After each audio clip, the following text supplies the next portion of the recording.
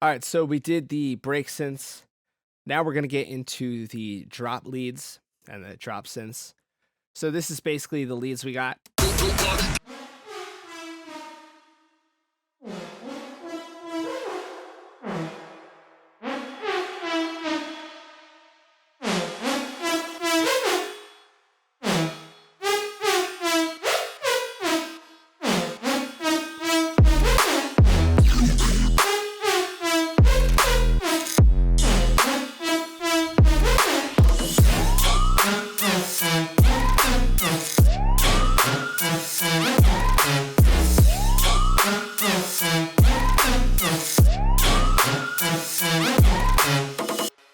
So this one sounds really great as it is. So this is going to be really easy for us to do as well.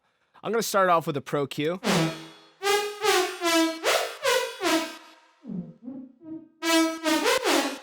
Just ensuring that no frequencies are sort of in the lows.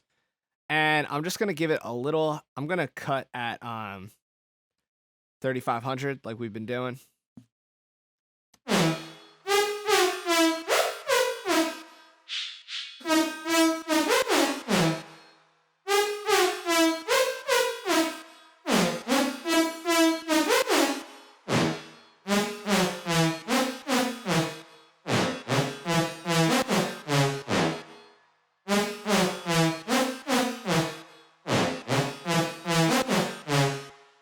All right. So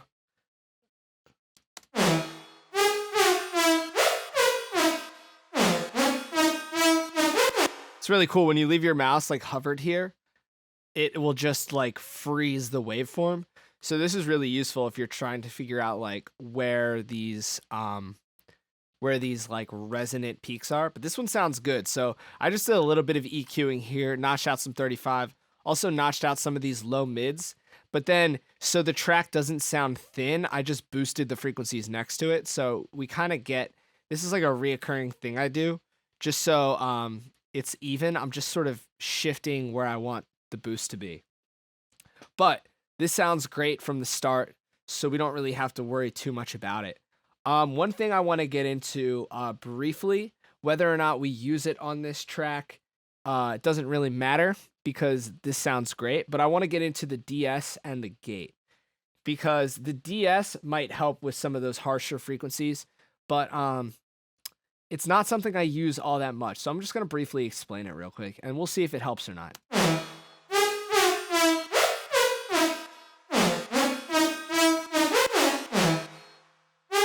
So basically what this does is you can set a frequency range for this de-esser to sort of go to work. So you can see that the de-esser really helps with vocals. So we're going to dive into it in the vocals as well.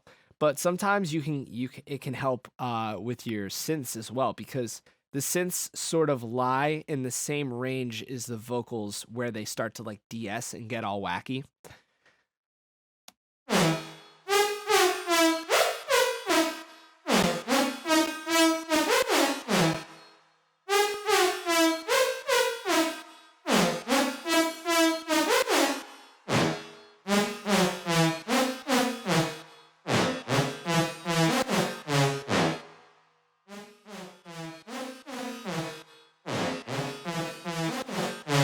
So basically what it's doing is it's sort of like compressing this certain frequency band, and it's really great because you can set it to only affect such a small range where it's like it can be used as a multi-band compressor, but there's a lot of great like de-essing presets in here. So we're not going to use this here, but just keep in mind that if your synths are having this like harsh high end, sometimes you can play around with this and help fix it. But this lead already sounds great. So we're gonna save this. We're gonna come back to it during when we do the vocals. But this is something I like to just throw on my lead to see if it sounds better or worse. Another thing that we're gonna try that may help, may hurt, is the gate. So when you listen to this,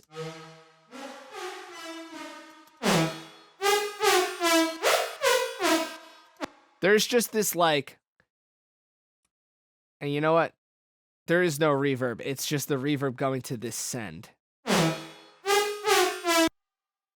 So let's say, for instance, I'm just going to do this as an experiment so I can teach you guys sort of how this is. Let's say this reverb was on this lead.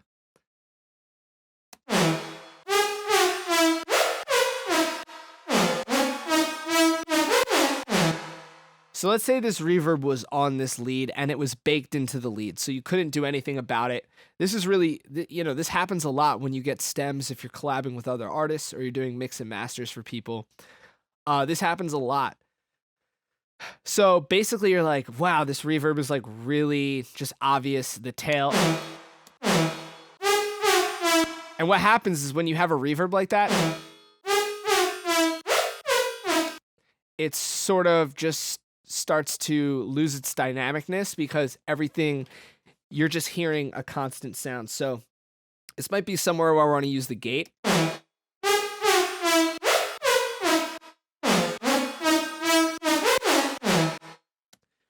Because you can hear that it's like the reverb is still there.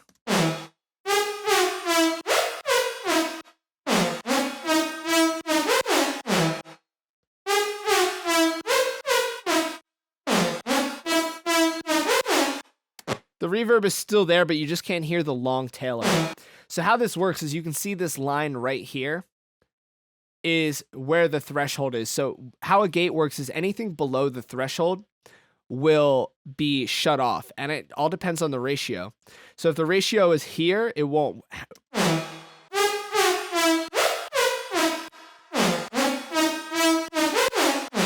So if your threshold's all the way down here, it won't shut anything off until it gets to that point right here where it crosses this line.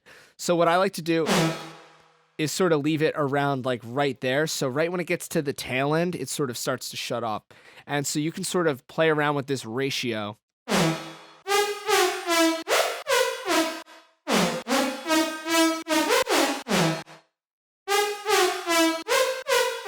And so that's how the threshold and ratio work. The range is also a very useful tool as well, because this sets basically the limit of how far the gate will turn it down. So when it crosses over the threshold, it will turn down 50 decibels. That's like the range of it, depending on the ratio of that. So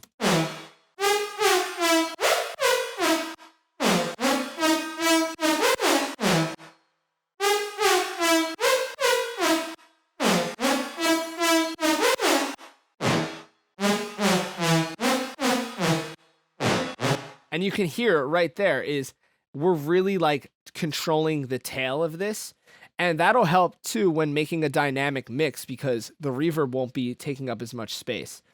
So also what we can do is the attack and release and the hold is going to help as well. So the release will help smooth things out. So you can hear.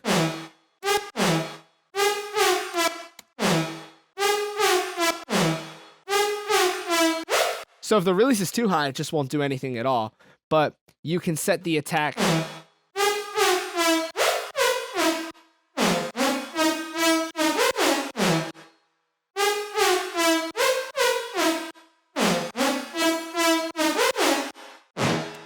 The hold will also just delay when the release gets or starts to take place. So there's a lot of really like important features with this gate. And you can use the settings. The settings are cool, like especially some of these vocal settings are great. But I really like to when I'm using a gate, it's because I want to control things like this.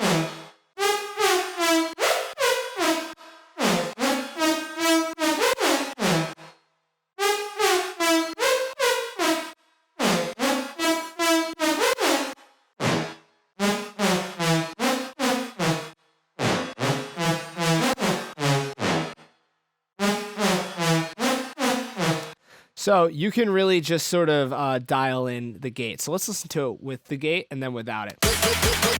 And maybe what I want to do is just turn the gate on during the drop because I want this reverb.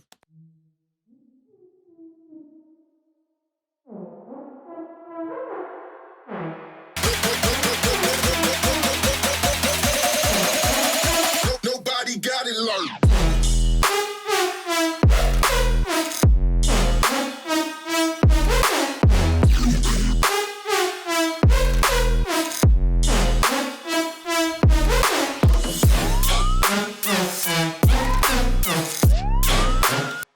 So that is a big game changer, especially when these kicks hit right here and that one, because if we have this reverb ringing out,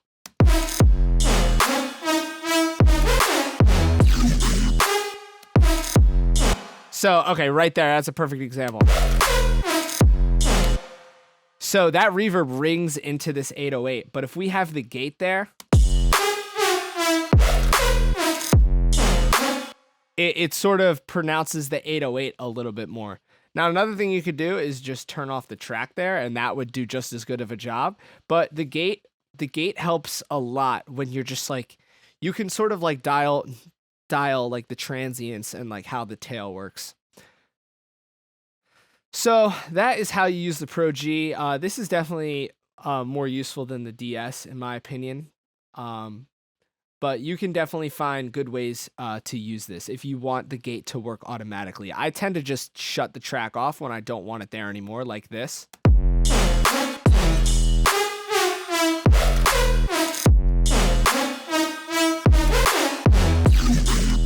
But the gate works just as well at doing it automatically throughout the track.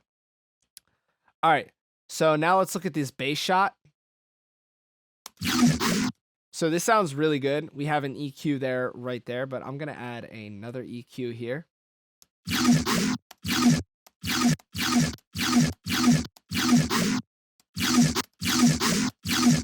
And I'm just gonna add some presence to the highs.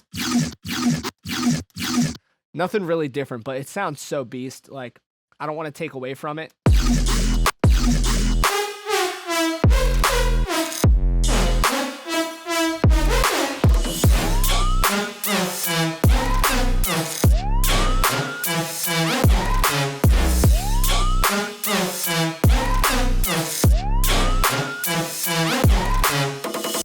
All right, so now.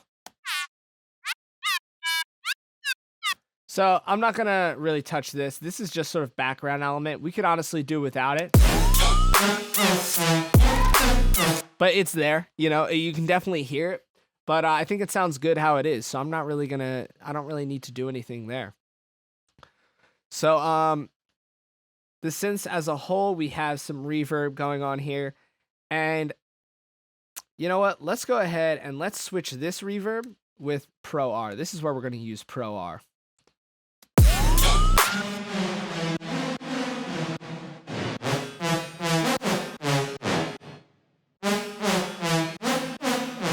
So Pro R is pretty cool. You have the mix here. You have the stereo width.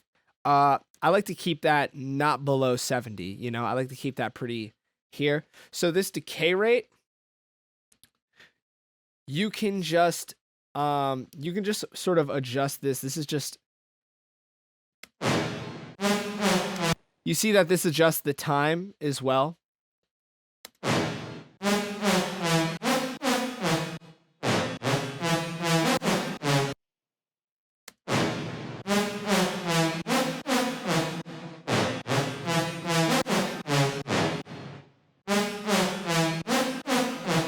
So you can adjust the distance of the reverb, like how close it is to you, almost like how small of a room it is, how clean or chorusy you want it, and how dark or bright you want it.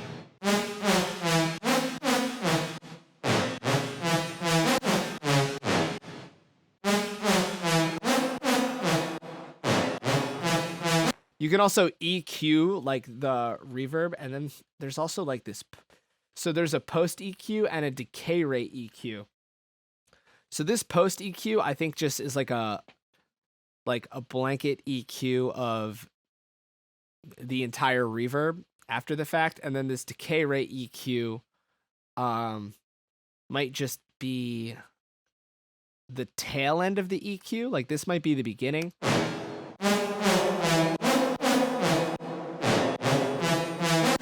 But it's really cool because you can completely change the timbre of the reverb right here. Like we have this super boosted and it sounds almost like a horn.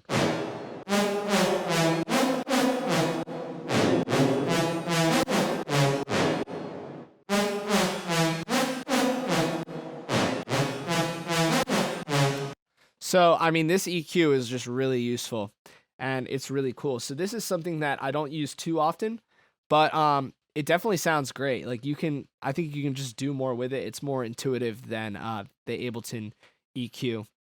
And you have like all your settings here. I mean, they have like dubstep snare, room punch. Like that's awesome. Like things like that. It's like very relevant to like what I'm doing on a daily. So, um, EDM Super Saw Anthem Hall. Like that's amazing. Like a lot of these these older presets are like floor tom. Like that's cool, but like, I'm not recording drums. So, uh Pro R is really cool. Like all the FabFilter plugins are great.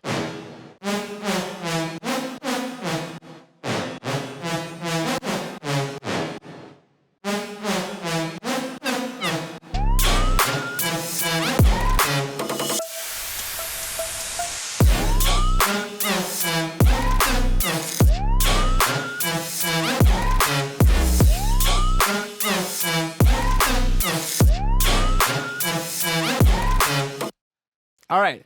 So, as far as the synth drops as a whole, let's maybe look into this multiband and see what we got here.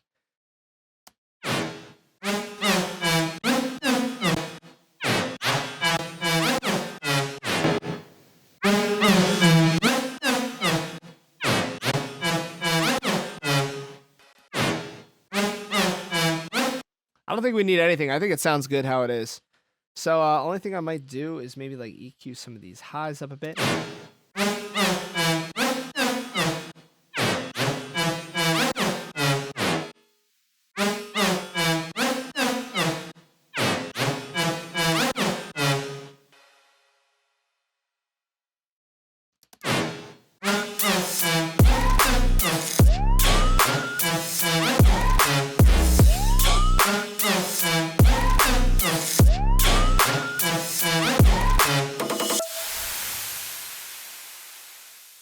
All right, so that is it for the drop synths. Now the next thing that we're going to get into is processing these vocals.